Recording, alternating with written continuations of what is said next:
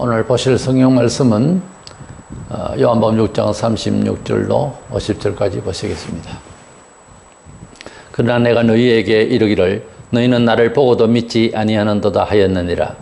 아버지께서 내게 주시는 자는 다 내게로 올 것이요 내게 오는 자는 내가 결코 내쫓지 아니하리라. 40절 내 아버지의 뜻은 아들을 보고 믿는 자마다 영생을 얻는 이것이니 마지막 날에 내가 이를 다시 살리리라 하시니라. 44절 나를 보내신 아버지께서 이끌지 아니하시면 아무도 내게 올 수 없으니 오는 그를 내가 마지막 날에 다시 살리리라. 47절 진실로 진실로 너희에게 믿는 자는 영생을 가졌나니 내가 곧 생명의 떡이니라. 50절 이는 하늘에서 내려오는 떡이니 사람으로 하여금 먹고 죽지 아니하게 하는 것이니라.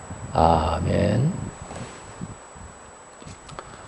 우리 사람은 태어나서 환경적인 요소가 조금씩 달라도 배워가면서 느껴가면서 자기 인생의 몫을 찾아서 그래서 자기 인생을 이해하고 그리고 가능한 것을 쫓아서 의식주 생활을 준비도 하고 또 사명을 가지고 어떤 분야에서 헌신하기도 합니다. 보통 사람은 이렇게 태어나서 자기 자신에 대한 존재감이나 할 수 있는 일에 대해서나 사명이나 이런 것을 배우게 되고 그래서 이제 많이 배우고 익히는 것이 남자들 군대 생활을 필수적으로 하니까 이런저런 시간들 다 빼고 또 이제 의무 교육도 빼고 이래저래 다 빼다가 보면은 인생 배우느라고 건 30몇 년씩 보내고 그리고 이제 일하는 그런 세월은 그저 한 요즘 같은 경우에 20년도 채 못 되는 이런 상황에서 그리고 마치고 또 노후에는 노후대로 건강하게 지낼 수 있으면 또 일을 할 수 있는데 그렇지도 않고 이래서 인생 7, 80년 생애를 나누어서 보면은 제대로 자기 사명을 알고 살아내는 세월은 그리 많지는 않습니다. 한 15년 정도? 많이 잡으면 한 20년 정도 겨우 일할 수 있는 평균적으로. 인생 100살 산다고 해도 자기를 제대로 깨닫고 무슨 일을 해야 되는 인생인지를 이해하고 그렇게 힘있게 일을 할 수 있는 기한이 많지는 않아요. 모든 것은 보면 준비하는 과정이 시간이 더 많이 가고요. 그래서 이제 지극히 사람으로 나서 할 일을 찾아서 하는 얘기고 그렇지 않는 사람은 허공치다가 많은 거죠.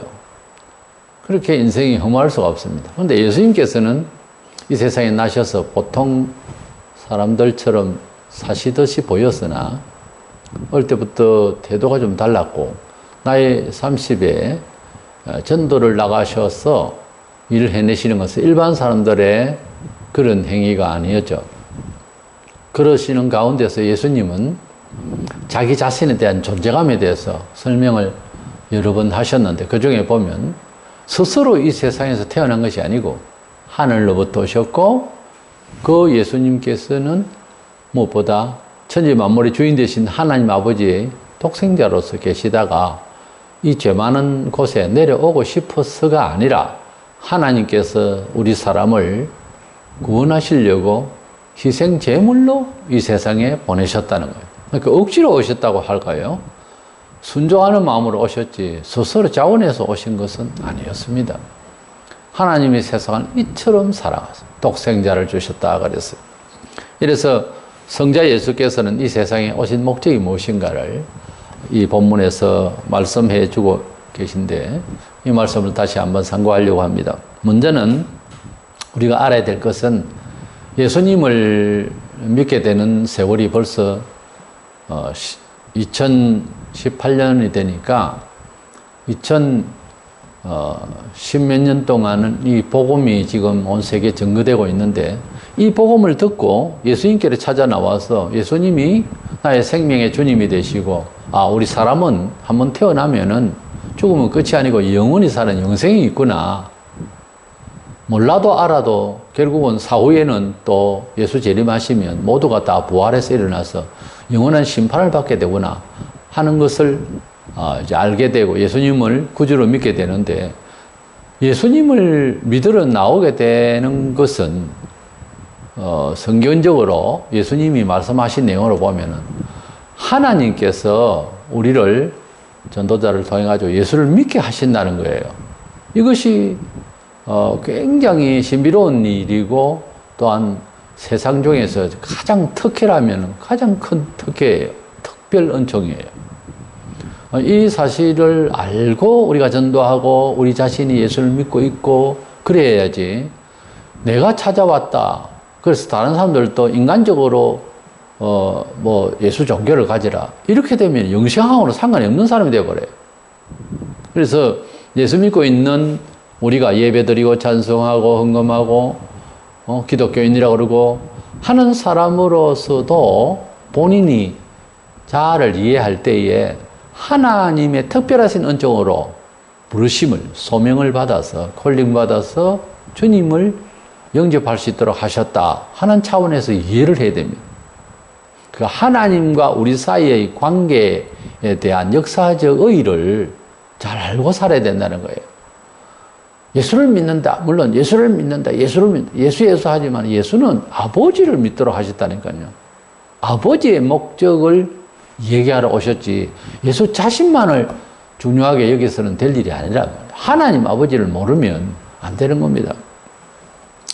우리가 복음을 이렇게 듣게 되는 게 37절에 아버지께서 내게 주시는 자는 다 내게로 올 것이요 내게 오는 자는 내가 결코 내쫓지 아니하리라, 이렇게 말씀하셨는데, 아버지께서 내게 오게 하여 주신다, 예수님 그렇게 말씀하셨고, 근데 지금 예수님을 찾아온 많은 군중들은 예수님을 메시아로 이해하고 싶었으나, 또는 진정으로 일반 사람하고 다르니 자세히 좀 묻고 이분이 혹시 구약에 주시겠다는 그 메시아 아닐까, 이런 관심을 가지고서 앞서 요한복음 4장에 나오는 사마리아 여인처럼 관심을 그렇게 가졌으면은 영생하고 직결이 되고 온 동네방네 사람들이 구원을 받고 우리에게도 빨리 복음이 왔는지도 모릅니다. 근데 이 사람들의 생각은 예수님이 오병이의 기적을 행하시고 병을 고치시고 뭐 이러니까 육신적으로 참 중요한 사람이다, 대단한 사람이다, 위대한 사람이다, 이런 생각이 가지고 찾아왔다는 거죠. 저의 평가가 아니고 예수님이 그렇게 말씀하셨어요. 육신적으로 예수께 와서 뭘 구하고, 그러니까 세속적인 종교 교주로 잘하면 그렇게 여기려고 하는 사람들의 정신으로 이렇게 오게 된 거죠. 왜냐하면은 그들이 예수님께 찾아온 것이 하나님의 구원을 위해서, 하나님 아버지께서 그들을 구원시키기 위하여 부르신 내용이 될 수 없는 것이, 천하의 누구라도 영생을 사람이 스스로 얻고자 의문이 되고 괴로워서 예수께로 오는 사람은 없습니다. 로마서 3장 10절로 12절로 보면 기록된 의인은 하나도 없으며 없나니 하나도 없으며 깨닫는 자도 없고 하나님을 찾는 자도 없고 다 치우쳐 함께 무익하게 되고 선을 행하는 자는 있는데 하나도 없도다. 여기 보면 하나님을 찾는 자도 없고, 그래서 스스로 이 유대인들이 하나님을 제대로, 하나님의 구원을 제대로 찾기 위해서 예수님을 찾아온 것이 아니라는 거죠. 이들이 구원을 받으려고 왔으면 아버지께서 보내주신 것이죠. 그러나 육신적인 생각으로 예수께 왔기 때문에, 교회도 마찬가지, 육신적으로 눈에 보이는 예배당 쳐다보고 사람 쳐다보고 오면 그래도 혹시 복음을 안 그래요. 그런 미혹을 받을 만한 곳에 목사는 대개의 경우 영적인 설교를 안 합니다. 이상하게도. 그러니까 참된 영적 생명의 양식에 대해서 들을 기회도 잘 없는 데다가 그런 분위기 안에서는 자기의 부족함이나 회개나 뭐 이런 생각을 잘 할 수 있는 심적 동기가 발생을 안 해요. 사실은. 오히려 황전적인 요소가 좀 어렵고 하더라도 생명의 도의 말씀을 간절히 전하고 또 들으려고 하는 자기 처지가 돼야지, 그냥 놀기 삼아 문화적으로 그렇게 오면 백날 와도 영생을 얻지를 못해요. 영생이 우리 속에 시작되는 사람은 완전히 세상 달리 삽니다. 목표가 달라요. 비록 우리가 성도로서 하나님 백성이 되어서 세례받고 다 해도 또 실수하고 죄를 짓고 이런 경우가 발생한다 하더라도 목표의식이 완전히 틀립니다. 근데 중생하지 못하고 영생 얻지 못한 사람은 백날 교회 와도 모양은 맞는데 속에 영생이 없으니까 감각적인 지식이 응용이 안 돼요. 성도는 이런 경우에 저런 경우에 이렇게 해야 돼. 이게 감각이 응용이 안 된다니까요. 배워서 되는 게 아닙니다. 하나 배워서 하나 실천하고 두 개, 세 개가 또 시험합니다. 세상은. 그러니까 하나님께서 감동 주셔서 말씀을 듣고 구원받을 수 있도록 복음을 통해서 부른다고 해서 데살로니가후서 2장 13절 14절. 그걸 이제 찾아와서 하나님 말씀을 들을 때에 하나님께 보내셔서 부르신 영혼은 예수에 대해서 영적으로 영생에 관해서 사후에 대해서 관심을 집중하게 되어 있습니다. 원래. 그런데 인간적으로 그냥 논의 그러니까 오면 그래도 기회가 있지 않느냐 이런 말들을 하는데 그건 예배당 사람 채우려고 하는 미혹이고요. 찾아와도 그런 식으로 찾아와야 영생을 얻을 수가 없어요. 마태복음 11장 27절에 내 아버지께서 모든 것을 내게 주셨으니 아버지 외에는 아들을 아는 자가 없고 아들과 또 아들의 소원들의 계시를 받는 자 외에는 아버지를 아는 자가 없느니라 그랬어요. 그렇습니다. 하나님께서 예수를 믿게 하시고 또 아들 예수께서 사람을 부르셨는데 성부와 성자께서 원하지 않는 자가 예배당에 왔다. 예수를 믿는다고 생각한다. 그건 거짓말이에요. 우리가 역설적으로 말하면 이렇습니다. 예수님을 내 구주로 믿고 나의 생명의 주님으로 내 죄를 위하여 속죄의 피를 흘렸어서 영원토록 매일매일 드리는 제사 이상의 효과를 매일매일 우리를 속죄해 주시는 분으로 내 마음속에 탁 믿는다. 그래 영혼이 크게 기쁨을 크게 믿음을 앞으로 지을 죄가 용서할 하나님의 나의 연약함을 다 도우실 하나님을 처음부터 믿는다. 이게 돈이 되는 것도 아니고 세상적인 거 아닙니다. 이게 믿어진다고 하는 것은 내가 많이 배워서가 아니라 하나님께서 믿음의 선물을 주시고 하나님께서 예수를 믿게 하셔서 그렇게 되는 겁니다. 그러니까 예수님을 믿게 된 날 자기를 가만히 돌아보면 하나님께서 나를 이쪽으로 인도하셨다. 이런 생각과 말을 하는 신자들이 상당히 많습니다. 꼭 그렇게 잘에 대해서 영감적으로 표현을 안 해도 많은 사람들이 그걸 알아요. 아니 다 알아야 됩니다. 모든 성도는. 미리 하나님께서 어떤 경우는요 불신자로 있을 때에도 하나님이 나를 그렇게 저렇게 인도하셨구나 하고 고백해요. 하나님의 자녀는 따로 있더라. 그러니까 성경에 잃어버린 자를 찾는다고 당자가 돌아오는 비유가 누가복음 15장에 나오는데 예수를 믿는 사람은 당자가 마치 자기 아버지 집으로 돌아오는 것과 같은 것으로 비유하고 있어요. 중요한 것은 남의 자식이 아니고 자기 자식이 돌아오는 겁니다. 하나님께서 에베소서 1장 4절에 창세전 우리를 그리스도 안에 택했다고 하는데 택하신 백성을 복음을 전하면 사람을 찾습니다. 광고지에 보면 키는 얼마, 얼굴 형식은 어떻게 생겼고 쭉 나오잖아요. 하나님 말씀을 읽을 때에 나를 찾는 광고로 들리는 사람이 있는가 하면 나하고 관계가 없는 사람이 있단 말이에요. 3년을 예수 옆에 있어도 나하고 관계없는 광고라고 생각했기 때문에 가룟 유다는 자살하고 말았고 낙심 그 자리에 좌절하고 다시 제기를 못 했어요. 죄가 많아서 죄 때문에가 아니에요. 죄 때문에 아니고 어느 불신자들은 예수를 팔듯이 한 그런 죄를 안 지어도 안 믿고 끝까지 죽어버리면 그건 뭔데요. 그러니까 죄의 문제는 죄도 중요하지 그러나 죄 문제가 아니고 믿어지지 않는다는 거예요. 자기하고 관련이 된다라고 생각을 할 수 있는 것이 어떻게 해서 지식의 내용이냐고요. 똑같이 배웠고 똑같이 지성이 있는데 예수께서 우리를 위하여 우리 죄를 위하여 돌아가셨다고 하는 사실 자체를 인정하고 수용하는 것이 어떻게 이게 교양과 지식에 관련이 됩니까? 안 됩니다. 비교 종교학을 공부를 하고 온 국민들을 상대로 한다고 해서 믿어지는 게 아니에요. 그런 차원에서 생각하면은 신의 계시를 받은 사람입니다. 예수 믿는 사람은. 하나님께서 믿도록 이끌어 주셨다는 거예요. 그 점에 대해서 한 번쯤 시간 내서 깊이 한번 생각을 해봐야 됩니다. 어떤 과정에 있었는데 어떻게 이래 부르셨을까? 가만히 생각해 보세요. 부르심을 받기 전을 한번 최소한 전이라도 생각해 보세요. 분명히 하나님께서 의도가 계셔서 그리 인도하셨고 그렇게 만나게 하셨고 그런 경우가 발생하게 하셨고 예수를 믿게 하셨다는 거죠. 그게 꽤 맞추는 것이 아니고 가만히 우연히 가만히 있는데 믿는다. 안 그렇습니다. 하나님께서 예수 믿게 하기 전에 하나님께서 사랑하심의 흔적을 보시라고요. 성령 충만한 사도들이 복음을 전했습니다. 우리가 오늘날 사도적 신앙을 개성한다 하는 그 말에는 사도들이 정말 믿음의 표상이거든요. 그야말로 사도거든요. 근데 그 사도들이 복음을 전파할 때 다 믿을 것 같았습니다. 능력이 나와서 좋은 사람도 살고, 뭐, 병든 자를 고치고, 안전병이 일어서, 그래도 그 뜨거운 사람이 복음을 전파하고 힘있게 성령의 권세로 이야기를 해도 사도행전 13장 48절에 이방인들이 듣고 기뻐하여 하나님 말씀을 찬송하며 영생을 주시기로 작정된 자는 다 믿더라 그랬어요. 물론 다음에 안 믿는 사람이 나중에는 불신하다가 믿을 수도 있겠지만 여기에서 보면 믿으려면 지금 믿어야 되는 거예요. 왜냐하면 성령 충만한 복음을 듣고 가슴을 치며 회개하고 3,000명이 회개하고 막 이런 회개 역사가 있는 가운데서 안 믿는 놈은 안 믿어진다는 거지. 영생을 주시기로 작정된 것은 예수를 믿으려고 하는 내 감정, 의지, 선택의 여지 이전의 이야기예요.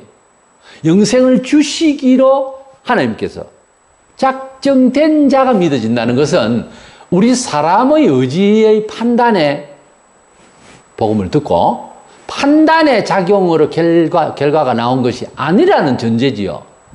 영생을 주시기로 작정된 자기 때문에 우리가 교회를 나왔다. 우리가 예수를 믿었다. 이것이 정확하게 깨달아져야 되고 그렇게 고백이 되어져야 하는 것입니다. 본문 44절에 나를 보내신 아버지께서 일끄지 아니하시면 아무도 내게 올 수 없으니 오는 그를 내가 마지막 날에 다시 살리리라. 예수께서는 단호히 말씀하셨어요. 아무라도 그 사람이 종교인이든 지식인이든 생각이 깊어서 그런 게 아니고 또 무식해서 못 오고 그런 것이 아니고 아버지께서 내게 오게 하여 주시면은 사람이 오고 아버지께서 내게 오게 하여 주시지 아니하시면 아무라도 예수께로 못 온다는 거예요. 영 다른 차원에서 이야기하지 않습니까? 우리는 지금 우리의 형편과 우리의 말솜씨와 우리의 학문적인 사람을 다루는 그런 기술적인 것으로서 예수를 믿게 할 것 같이 오해를 하고 오만 가지 학문을 들이대지만은 그렇지는 않아요. 우리가 할 수 있는 일은 하나님의 복음의 말씀이 사람 찾듯이 광고를 전하듯이 자세하게 설명할 뿐이지 그리고 그런 능력을 보이고 하는 정도이지 구원의 결정을 가져와서 구원 못 받았다고 해서 그 사람에서 고민을 하고 할 궁극적인 우리의 책임이나 우리의 권리가 없어요. 때문에 우리가 예수께로 오세요. 예수께로 와서 예수 믿어서 영생 얻으세요. 라고 하는 차원에서만 이야기할 뿐이지 네가 중생해라.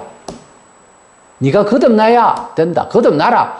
이런 명령이나 권유나 이걸 말을 할 수 있는 게 없어요. 사도들을 따르면서 조시하시오. 이런 말을 한 적이 없어요. 우리가 할 수 있는 부분이 아니에요. 그 말은. 사람이 할 수 있는 일은 하나님께서 우리를 위하여서 예수라는 분을 역사적으로 주셨다. 그분은 우리 모든 종교와 연구를 다 제치고 당신께서 속죄 제물로 오셔서 우리를 위해서 죽으셨는데 또한 부활까지 하셔서 완벽한 종교의 희망을 주셨다. 이걸 전하는 것이지 그 이상은 못해요. 그래서 예수께로 와서 예수를 믿는 것은 많은 군중이 지금 예수께로 왔잖아요.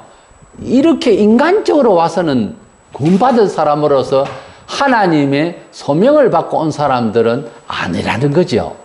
그렇기 때문에 우리가 예수를 믿는 것은 순전히 하나님의 소명, 부르심에 의해서 오늘날 교회를 다니고 예수를 믿게 됐다 하는 차원에서 우리 자신에 대한 정체성에 대해서 아주 성부 하나님께 천지 만물을 지으신 하나님께 예수께서 말씀하시기를 너희는 이렇게 기도하라. 하늘에 계신 우리 아버지여. 얼마나 친근하며 하나님 계신 우리 하나님이 아버지라고 불러요. 그만큼 우리가 하나님, 만물의 주인 되신 하나님, 세상을 심판하시는 하나님이 우리 아버지가 되신다고 하는 차원에서 이해를 자기 존재에 대해서, 변화된 존재에 대해서, 부름받은 존재에 대해서 그런 생각으로 그야말로 방방 뛸 수 있는 기쁨이 있어야 되지 않겠어요? 교회를 몇 년 해도 아무 기쁨도 뭐 그럴 만한 감정이 없더라. 나보고 어쩌라고요? 본인이 지금 그런 마음을 회개를 안 하니까 안 생긴 건데 그걸 뭐 목사 보고 어떻게 알아? 아무도 책임 못 집니다. 혈육도 책임 못 지는 일이에요. 구원이라고 하는 것은. 두 사람이 함께 잠을 자다가 하나는 데려가면 다가 하나는 버려둔다고 그랬어요. 두 사람이 함께 잠을 자다가 물론 여기서 넓은 의미에서 쓰지만은 자다가도 뭐 예수님 오실 수도 있고요. 일하다가도 오실 수가 있고 한데 그 말 그대로의 분위기를 보면은 같은 부부라도 하나는 구원받고 하나는 구원 못 받는 이런 뜻도 안에 포함이 되어 있는 거예요. 구원 문제는 아무도 감당을 할 수가 없는 부분이에요. 그러니까 회개하고 예수를 믿으려면은 전폭적으로 모든 내 피와 몸과 정신과 목표와 내 사상과 내 인생의 그 끝까지를 전부 송두리째 주님께 의존해야 되는 거예요. 그래 놓고도 잘 안 되는데 그 마음의 결단도 없이 무슨 영생을 생각해요. 영생은 혼자서 뭐 그러려니 해요. 그러려니 가겠거니 못 갑니다. 그런 식으로 하면 완전히 하나님 앞에 자기를 드려야 되는 거예요. 그랬을 때에 새로운 존재의 감각으로서 이 세상을 승리할 수 있는 믿음의 그런 지혜, 권능을 주시는 것입니다. 둘째로 우리가 생각하게 되는 것은 예수님이 세상에 오신 목적에 대해서 오늘날 교회가 변질이 돼가지고서 예수가 이 세상에 와서 잘 먹고 잘 살게 하는 것처럼 혹은 마음 편안하게 해주는 정도의 그런 도 닦는 수준의 이게 기독교 2000년 역사 동안에 수많은 잡다한 신학들이 나오고 이단들이 나와서 헛소리를 하고 옳게 예수 믿어서 구원받아야 할 기회를 자꾸 막고 힘들게 하는 이런 사상들이 많습니다. 마지막 때가 되면은 영생을 위해서 예수님이 오신 그 목적을 흐릿하게 하고 즉 그리스도가 이 세상을 지배할 때 온 세상의 종교가 통합되어서 즉 그리스도를 위하고 세속을 위하는 그런 종교로 하나의 문화단체로 전락해버립니다. 지금 벌써 WCC나 모든 또 멀쩡한 교회라고 하는 데에도 지금 뭐 불신자와 연합 또 이단들과도 연합 뭐 심지어 타 종교하고도 연합 이래가지고서 종교의 목적이 사회의 화평을 위한 것이다. 이런 쪽으로 지금 가고 있어요. 이것이 얼마나 하나님의 뜻을 무리하게 정면 충돌하고자 하는 이런 악한 생각이 오는 사람이 가지고 있는 선정이라고 하는 것은 종합적으로요. 하나님의 선의의 뜻을 대적하고 있어요. 본인은 그렇게 생각 안 해요. 내가 뭐 하나님을 안 그래요. 하나님이 햇빛을 주신데 언제 감사해 봤습니까? 하나님이 이 땅을 주신 것을 감사해 봤습니까? 어디 구경거리 가가지고서 들로 산으로 가서 하나님 찬양해 본 적이 있습니까? 그냥 자연이 감사. 자연이 뭘 감사해요? 생긴 그대로인데 그것을 주신 하나님께 감사해야지. 여름에 바다에 시원한데 산 계곡에 물이 시원하고 감동을 받았습니까? 하나님께 감사해 봤습니까? 안 해봤죠? 왜요? 하나님이 있는지 없는지도 모르는데 뭘 감사가 생각이 납니까? 인생은 아무리 큰 감동을 받아도 스스로 하나님을 찾지 않는다고 그랬어요. 그런 사람이 예수께로 와가지고서 생각하는 게 떡이란 생각하고 이 군중들처럼 이러니 안 되는 거죠. 예수님께서는 너희들 잘못 찾아왔다. 마음을 잘못 먹고 왔다는 거죠. 뭐 8장 42절에 예수께서 가르치되 내가 하나님께로서 나서 왔음이라 나는 스스로 온 것이 아니요 아버지께서 나를 보내신 것이라. 예수님은 스스로 오신 것이 아니라고 하셨으면 그렇다면은 아버지께서 보내셨다면 아버지께서 무슨 사명을 지어주고 보내신 것 아니겠어요? 그냥 나가라. 아니잖아요. 그 영어로는 하늘나라에서 오실 때는 목적이 있었단 말이에요. 38절에 내가 하늘에서 내려온 것은 내 뜻을 행하려 함이 아니요 나를 보내신 이의 뜻을 행하려 함이니라. 그렇죠. 예수께서 오실 때에 자원에서 오신 것이 아니고 이 더럽고 추악한 세상에 뭐하러 와요? 그 거룩하신 분이 아버지께서 이 세상의 사람들 구원하시기 위해서 그렇게 한 번밖에 없는 그런 히든 카드를 내놓은 거예요. 예수님을 보내신 거예요. 예수께서 세상에 오신 목적은 성경이 기록된 목적이기도 하고 교회가 세상에 생겨 있는 목적이기도 하고 교회가 선교를 하는 궁극적인 목표이기도 합니다. 하나님 아버지의 목표가요. 하나님 아버지의 목표가 어디 있느냐? 신학을 연구하기 전에 그만 예수님의 말씀을 들으면 됩니다. 40절에 내 아버지의 뜻은 여기 나오잖아요. 연구를 하고 철학을 할 게 아니고 종교학적으로 교회의 목적이 무엇일까? 그런 연구할 필요 없어요. 그냥 40절에 내 아버지의 뜻은 아들을 보고 믿는 자마다 영생을 얻는 이것이니 마지막 날에 내가 이를 다시 살리리라 하시니라. 아버지께서 아들 이 세상에 보내신 목적은 영생을 얻게 하는데 내용이 재림하실 때에 우리를 다 부활시키실 것이다. 그 말씀을 하셨어요. 물론 다른 교훈을 또 더 추가를 하자면은 이 세상 사는데도 더 잘되게 하시겠다고 하는 내용들이 또 수두룩이 있어요. 근데 그게 목적이 원래는 아니다는 거죠. 아버지의 진짜 궁극적인 목적은 잘 먹고 잘 살다가 지옥 가는 것이 아니라 힘들 수도 있어도 또 예수 믿으면은 프로테지상 그렇습니다. 90% 이상 잘 되게 돼 있어요. 한 10%는 어떤 의미가 있어서 어렵게 하실 수가 있는데 궁극적으로 다 잘 되게 됩니다. 근데 예수께서 이 세상에 오신 목적은 하나님 아버지께서 지고 계신데 영생을 주시기 위해서 하셨다는 거예요. 인생 7, 80년에 세상에 썩고 멸망될 것이 아니라 영원히 살게 되는 것이 사실인데 기다리고 있는데 그것을 위해서 예수를 주셨다는 거예요. 그러니까 교회에 나와서 크게 감동받아야 될 것은 영생입니다. 영생이 같이 하나님의 나라에서 받을 상급, 영생의 나라에서 해와 달과 별과 별들의 빛이 좀 다른 데서로 그런 영광스러운 존중받을 만한 그런 영광스러운 모습을 얻으려면 지상에서 그 가치대로 살아야 되는 겁니다. 그날에 가면 얼굴빛이 조금씩 달라요. 다 영화롭지만은 좋은 학교 다녀도 그곳에서도 또 금상첨화로 좋은 상을 받고 졸업할 수도 있죠. 상 받는 날 나 조금만 더 열심히 했으면 내가 저 친구보다 IQ가 더 높고 더 잘하는데 내가 농땡이를 치는 바람에 상을 못 받았다. 부모들이 다 와 있다. 상을 받는 친구와 받지 못하는 친구가 대조 안 되겠어요. 그래도 그 좋은 학교를 졸업했다는 데서 만족하겠죠. 감사함으로. 그러나 최선을 다하자는 거예요. 상을 얻자는 거예요. 하나님께서 주실 영원한 상은 그때부터 영원토록 더하도 못하고 빼도 못하고 영원토록 지니게 되니 우리가 상 준비할 곳은 육신이 있을 동안 복음 안에서 충실히 충성하는 것이요. 예수님을 믿으면 본문 47절에 믿는 자는 영생을 가졌나니 그래서 이 에크라는 말 에케이는 시제가 현재형이에요. 그러니까 예수를 믿으면 지금 영생을 가지고 있다는 거예요. 가지게 되고 그 가지고 있는 것이 계속 지속되고 있다는 거예요. 우리가 비록 육신의 몸을 갖고 있지만은 영생은 이미 시작됐다는 거예요. 야마 3장 36절에 아들을 믿는 자는 영생이 있고 그래서 주고 다음에 받을 거고 그게 아니고 영생이 있고 현정이 요한일서 5장 13절 내가 하나님의 아들의 이름을 믿는 너희에게 이것을 쓰는 것은 너희로 하여금 너희에게 영생이 있음을 알게 하려 함이라. 예수 믿습니까? 예. 영생을 얻었습니까? 죽어봐야 알지요. 내가 알기로는 죽어보면 당신 영생 없어요. 영생은 성경적으로 이미 갖고 있어요. 예수 믿습니까? 예. 영생을 얻었습니까? 할렐루야. 얻었습니다.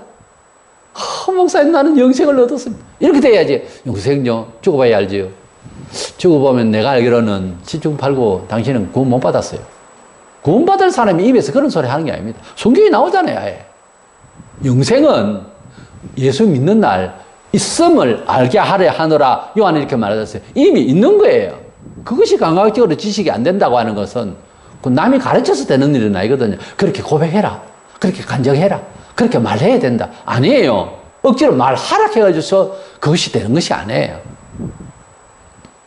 그럼 어떻게 하는데? 회개입니다. 사람이 할 수 있는 건 회개밖에 없어요. 회개하게 되면 마음속에 영생이 시작되고 영생이 뭔지도 알게 되고 영생의 빛을 알게 되고 영생이 얼마나 봄볕처럼 따뜻하고 얼마나 영생이 기대치가 하늘 끝까지 있고 영생이 얼마나 나라에 희망케 하고 그거는요 가르쳐서가 아니라 알게 된대. 모두 다 그렇게 어느 천년에 다 가르쳐서 알았단 말이요. 기독교 이전 역사가 다 하나님께서 알게 하십니다. 유대인들은 조상들이 먹었던 만나 이야기를 덜 먹이면서 예수께 와서 겨우 한다는 게 육신을 위해서 음식 문제나 해결하려고 왔습니다. 이게 지금 오늘날 교회 찾아온 사람들이 딴 생각 가지고, 큰 교회에 등록하면 내가 부자 될란가? 복을 받을란가? 그게 큰 교회의 잘못이고, 그대의 인간이 가지고 있는, 누구나 가지고 있는 탐심의 문제입니다.